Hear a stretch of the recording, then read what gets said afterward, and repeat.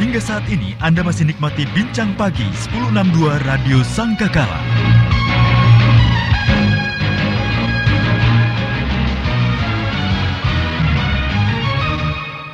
Dari Gereja Sangkakala Surabaya 1062 The Voice of Love. Shalom, selamat pagi kekasih Tuhan.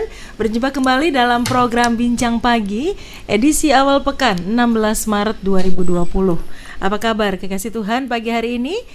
Pagi yang luar biasa, hari baru, ada berkat baru, ada tantangan baru dalam kehidupan kita. Dan yang pasti selalu ada tuntunan-tuntunan baru yang Tuhan sediakan buat Anda dan saya untuk menghadapi sepanjang hari ini. Ya, hari pertama anak-anak sekolah diliburkan karena COVID-19 ya. Ya, kita tetap harus waspada tetapi tidak boleh panik ya kekasih Tuhan ya. Pagi hari ini Bapak Ji Bunci dari Gereja Mawar Sharon siap berbagi dengan Anda. Selamat pagi Pak Bunci. Selamat pagi. Apa kabar? Kabarnya sangat bagus, puji Tuhan. Puji Tuhan. Suaranya stereo karena lagi batuk. Enggak. Tapi enggak batuk ya? Enggak. Atau bangun tidur? Batuk kering ini. Bahaya. Enggak. Ini baru sembuh. Oh, baru sembuh. Ya puji Tuhan ya. Tapi suhunya 35 kok ini. Belum sampai 37 ya? Enggak, malah jangan. Jangan ya. Gimana? Takut juga terhadap corona atau bagaimana nih? Saya 2 hari lalu kan agak sumer, terus sakit tenggorokan. Itu bahasa terus jantung Inggris saya yang berdebar. gitu. Ya, jantung saya berdebar. Waduh. Jangan-jangan gitu. Enggak. Terus ya Antrian dekat ini. Saya berdoa, saya keder juga ya, berarti apa namanya? Masih normal. Ya manusia, iya. Masih normal berarti. Manusia normal ya. Enggak, tapi puji Tuhan enggak. Jadi cepat langsung sembuh, turun sampai sekarang. Puji Tuhan. Iya. Ya, ini hamba Tuhan, pengusaha, mantu idaman kekasih Tuhan masih kosong ya? Mas, kebetulan masih ya. Kekasih Tuhan bisa lihat di YouTube bagaimana wajah beliau. Nanti bisa daftar di nomor di bawah ini. Ya, nanti kasih nomor ya. Kasih nomor. Wah, ini promo. 1 menit tidak berfaedah nih. Ya ini 1 menit iklan ya kan, harus ada iklannya. Harus ada iklan dulu. Iya. Nanti keluar dari pintu langsung kena cas. Iya. Iya, apa yang Pak Bunci bisa sampaikan kepada kekasih Tuhan sebelum kita bicara tentang topik pagi hari ini, tentang banyak orang kan akhirnya ketakutan dan berlebihan begitu ketakutannya. Ya, kalau di tempat kami, jadi di Gereja Mawar Sharon itu Ko Philip sendiri ngomong bahwa dibacakan juga, saya lupa ya, Mazmur 91 ya. Ya semua jadi dibacakan. Jadi kayak istilahnya kita ini benar-benar harus percaya sama Tuhan, bukan masalah COVID-19 dan sebagainya, karena lebih parah dari COVID-19 pun ada. Jadi kayak hidup ini memang ini ya?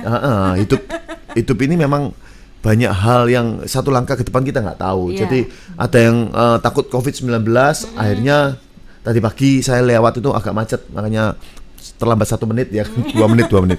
Itu kecelakaan. Jadi jadi saya nggak tahu kenapa jadi macet sekali, harus ada kecelakaan. Jadi ada yang teman saya kanker survival ya kan.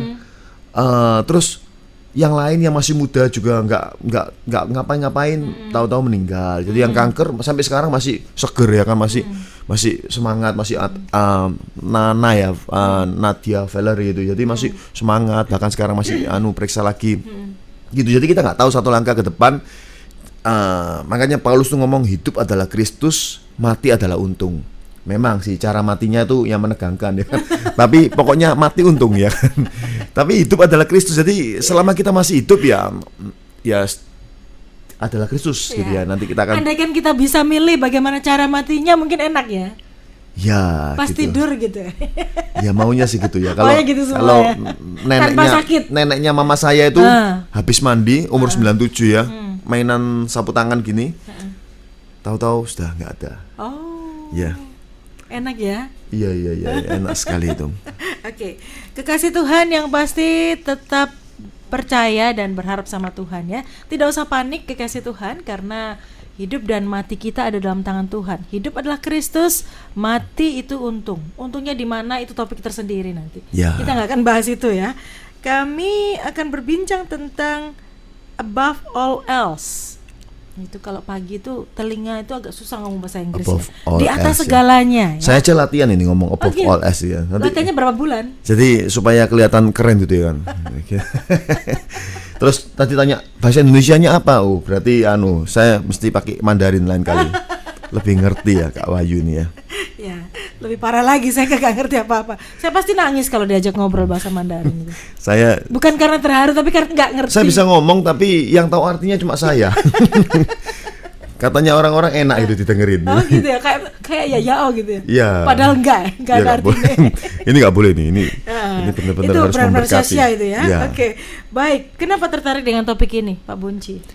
Ya karena saya nih kemarin berdoa ya kan, Tuhan ini ngomong apa ya? Tapi kayak kebanyakan orang itu kayak sekarang kita tahu orang-orang sukses ya, kalau kita wawancara ya, pasti mereka itu dituntun oleh visi yang besar. Jadi nggak mungkin ada orang sukses yang sukses banget loh ya.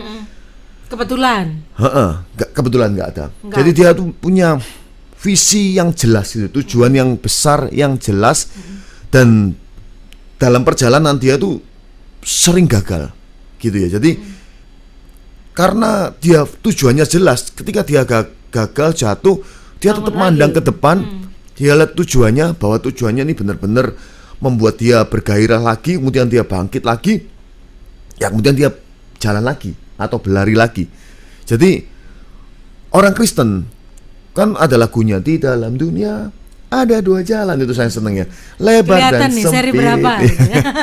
Mana kau pilih yang lebar, api jiwamu mati, tapi yang sempit Hidup Tuhan berglori. berkati, Tuhan berglori. Jadi kayak yang sempit itu benar-benar tujuannya adalah mati adalah untung itu tadi. Jadi kayak surga mulia yang orang-orang tuh selalu mikir, alah nanti aja ya. Padahal pulang dari sini saya pun meninggal nggak tahu kita nggak gitu tahu ya. 1 jam ke depan. Orang ngomong kalau misalnya nggak ada surga, nggak ada neraka, saya ngomong bahasa Jawanya loh ya. Ya wis lah, kalau nggak ada surga, nggak ada neraka, kalau kita hidup di dunia ini baik, kalau kita ini seperti binatang nasibnya ya, mati selesai gitu ya, nggak ada rohnya. Ya sudah lah, daripada kita hidup acak-acakan ya, mendingan lah, lumayan lah hidup ini lebih bahagia orang yang hidupnya dalam Tuhan, ya maksudnya sesuai firman Tuhan, daripada orang yang hidupnya sembarangan. Pasti kalau zaman sekarang kan di gereja ada kayak video dari jauh itu kelihatan orang suhunya berapa gitu. Oh, ya. Iya, jadi kayak di tempat di kami itu ada suhunya berapa, tapi misalnya mencurigakan gitu ya, suhunya nggak normal gitu ya, ada alat yang dekat lagi kan tembak itu ya, ditembak tit gitu ya. Jadi dari jauh itu sudah kelihatan. Jadi ada 3 orang itu duduk ngeliatin layar, kayak ngeliatin tas dulu ada isinya apa kayak di airport gitu. Nah, kalau besok misalnya lebih canggih lagi, ada alat yang bisa lihat hati. Hatinya tuh lagi merah, emosi, atau lagi biru, lagi blue, lagi happy gitu ya. Jadi kalau orang itu mengikuti apa yang Tuhan mau, pasti kalau ada alat ukur dia pasti biru terus. Sekali-sekali lah merah, tapi jarang. Tapi kalau orang itu hidup dengan tujuannya sendiri, bukan apa yang maunya Tuhan. Kalau ada alat itu mungkin dia hijau mungkin ya, khawatir gitu ya, gemeter, kayak kedinginan gitu ya. Gitu. Jadi ya sudahlah, kalau kita hidup dalam Tuhan itu enak banget. Jadi kalau ada tujuannya jelas, kita tuh jatuh, kan Tuhan ngomong kamu jatuh nggak sampai tergeletak. Kemarin juga ada di sebelah saya ada orang, saya tanya kan, sudah dibaptis belum ya di gereja orang Ko Philip tuh keren. Jadi dia tuh suka ngajari jemaahnya. Tanyai, kemudian kalau belum dibaptis diinjili gitu ya, supaya dibaptis ya. Akhirnya pulang saya ngomong 5 menit boleh nggak tunggu. Akhirnya baptis gitu ya. Jadi kayak kita itu hidupnya itu ada tujuannya. Tujuannya itu supaya membawa banyak orang kepada Tuhan. Itu kayak hidup ini bisa sewenang pol gitu ya. Kayak saya ini orang itu dibaptis ya. Kan ya, kayak bahasa Jawa ya, dulur kudu, konco yo kudu ya kan. Gitu. Kenal yo si tas ya kan. Tapi kayak sewenangnya tuh aduh seneng banget. Kalau kita melakukan apa yang Tuhan mau di jalannya Tuhan tuh seneng banget. Tapi jatuh gak sampai tergeletak, berarti kita bisa jatuh lah. Oke, berarti untuk bisa di atas segalanya tadi, berarti kita tujuan itu penting ya. Kata kuncinya tujuan. Tujuan, visi. Jadi masalahnya banyak orang di dunia ini hidupnya ya wes gitu aja lah. Yang penting saya hidup, saya bisa memenuhi segala sesuatu dan nggak ada tujuan pastinya. Bagaimana kita bisa menemukan tujuan kita masing-masing?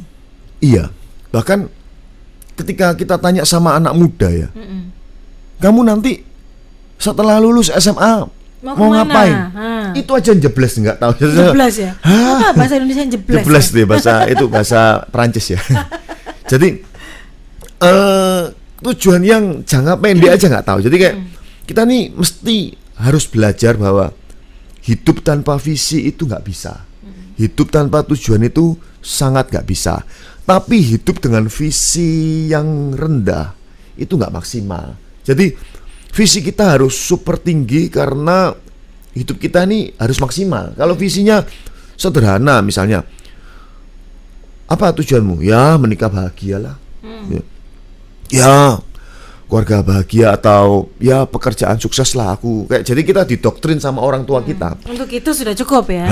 Keluarga bahagia dan hidup sukses gitu ya. Jadi kalau misalnya kita didoktrin untuk itu, kita misalnya suatu hari keluarga kita nggak bahagia atau kita belum sukses, kita nih ya lama-lama ya, kalau itu tujuan pribadi kita, lama-lama kayak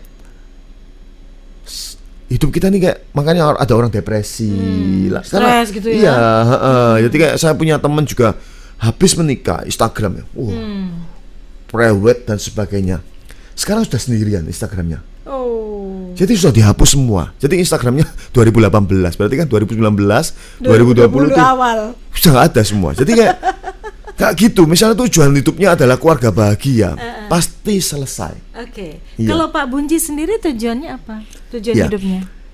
Setelah saya ini kayak mendapatkan bapak rohani ya, yang benar-benar dia tuh kayak mengambil hatinya Tuhan, benar-benar bukan cuma di preaching, di khotbah, tetapi di hidupnya. Ya saya ini digembalakan di Mawar Sharon. Gembala saya Pastor Philip. Nah di bawah Pastor Philip ada nama Pastor Adrian ya, Pastor Adrian Sarwono. Dia itu pastor juga seorang pengusaha. Ya, yang notabene kalau pengusaha itu pasti kepingin sukses di dunia bisnis gitu ya. Jadi kalau ditanya itu tentang Tuhan, itu dia bisa jawab tentang Tuhan, pengusaha ya ini ya.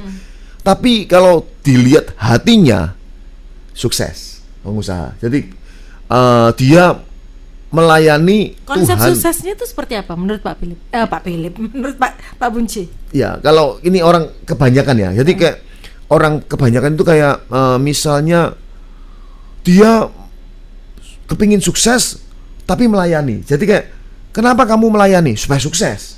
Jadi sukses itu di atas pekerjaan Tuhan. Gitu ya. Jadi kayak kalau misalnya pekerjaannya ada masalah, ya sudah nanti dulu pelayanan. Jadi gitu. Tetapi kalau pekerjaan Tuhan ini di atas segalanya, above all else gitu ya. Jadi temanya. Misalnya hati Tuhan tuh di atasnya semua. Jadi kalau misalnya pekerjaan dan keluarga kita masih bermasalah, masih belum bahagia, kita tetap pelayanan karena itu tujuan utama kita. Nanti on the way, kalau misalnya hatinya benar ya kan, ingin memuliakan Tuhan, ingin supaya pekerjaan Tuhan, kerajaan Tuhan ini semakin kokoh di dunia ini, on the way pasti, itu janji Tuhan. Tuhan tuh ngomong gini, dahulukan kerajaanku dan kebenarannya, maka semuanya ditambahkan. Semua itu termasuk pekerjaan dan keluarga. Tetapi banyak orang itu ngomongnya seperti dahulukan kerajaan Allah, tapi hatinya kalau ada alat ukur, hatinya itu bukan kerajaan Allah di atas segalanya. Kalau ada masalah di keluarganya, dia nggak pelayanan, gitu ya. Jadi dia sudah bukan pelayanan, bukan melulu di gereja, tapi hari-hari dia melupakan bahwa apa yang Tuhan mau itu dilupakan, tapi dia fokus karena tujuan utamanya di mulut itu Tuhan, kerajaan Tuhan, tapi di hati, ya itu keluarga bahagia. Karena memang nggak bisa dipungkiri dari kecil kita ini sudah didoktrin ya kan. Saya pikir ya, bukan orang tua saya saja, banyak orang tua itu, kamu belajar pintar supaya kamu sukses. Nggak ada, jarang saya ketemu orang tua, kamu belajar yang pintar supaya kamu semakin memuliakan Tuhan, supaya kamu tuh benar-benar orang semua tuh lihat kamu dan kamu membagikan nilai Injil, nilai kerajaan Allah, dan orang banyak diselamatkan. Kamu sampai bodoh ya. Kalau kamu bodoh, kamu nggak bisa membawa banyak jiwa. Kapasitasmu itu kecil. Mungkin kamu cuma bisa 10-20 Orang nggak lihat kita. Karena kamu. Oke. Kembali ke pertanyaan saya. Jadi apa tujuan hidupnya Pak Bunci? Saya kepingin supaya hidup saya membawa banyak jiwa diselamatkan, supaya Tuhan itu pakai saya. Tuhan itu selalu ngomong gini loh, melalui banyak nabi-nabinya.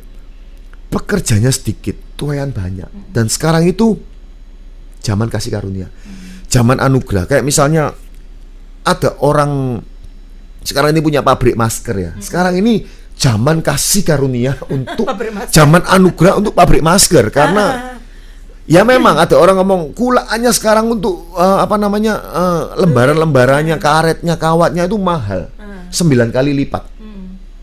Tapi jualnya lebih 10 kali lipat. Cuan gitu.